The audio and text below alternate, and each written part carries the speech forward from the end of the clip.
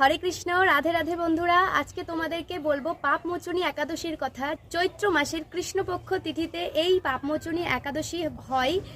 এই একাদশী যারা পালন করেন তাদের সমস্ত পাপ দূরীভূত হয়। আবার এই একাদশীর ব্রত কথা শ্রবণ করলে সহস্র গোদানজনিত ফল লাভ করা যায়। তো আমি তোমাদের কাছে অনুরোধ করব, আজকে এই পাপমোচনী একাদশীর মাহাত্ম্য কথাটা তোমরা অবশ্যই শেষ পর্যন্ত শ্রবণ করো। প্রাচীনকালে চৈত্ররাত নামে এক পুষ্প উদ্যানে বহু মুনি ঋষিরা তপস্যা করছিলেন। সেই মুনি ঋষিদের মধ্যে মেধাবী নামও এক ঋষি কুমার তপস্যা করছিলেন। সেই সময় মঞ্জু ঘোষা নামে এক অপ্সরা মেধাবীকে দেখে তার পছন্দ হয় এবং সে মেধাবীকে তার কাছে পেতে ইচ্ছা প্রকাশ করে।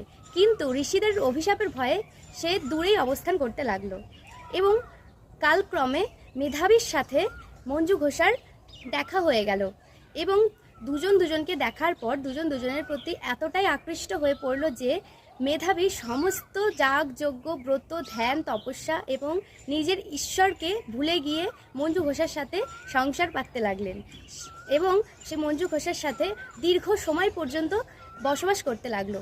এবং এক সময় দীর্ঘ 55 বছর 9 মাস 7 দিন পর গিয়ে মুনির অজ্ঞানতা যখন ভেঙে গেল, তখন মুনি ওই অপ্সরাকে অভিশাপ করলো যে তুমি পিশাচী রূপে জন্মগ্রহণ করবে।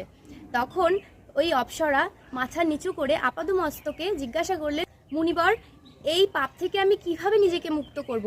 তখন মেধাবী বলল, তুমি চৈত্র মাসের কৃষ্ণপক্ষের একাদশী পাপমোচনী একাদশী ব্রত পালন করো, তাহলে তুমি এই অভিশাপ থেকে মুক্ত হতে পারবে।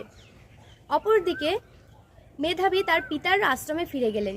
ফিরে যাওয়ার পর পিতাকে সমস্ত কথা খুলে বললেন। পিতা তখন বলল, তুমি যদি এই পাপ থেকে মুক্ত হতে চাও তাহলে চৈত্র মাসে পাপমোচনী একাদশী পালন করো, তাহলেই তুমি এই পাপ থেকে মুক্ত হতে পারবে।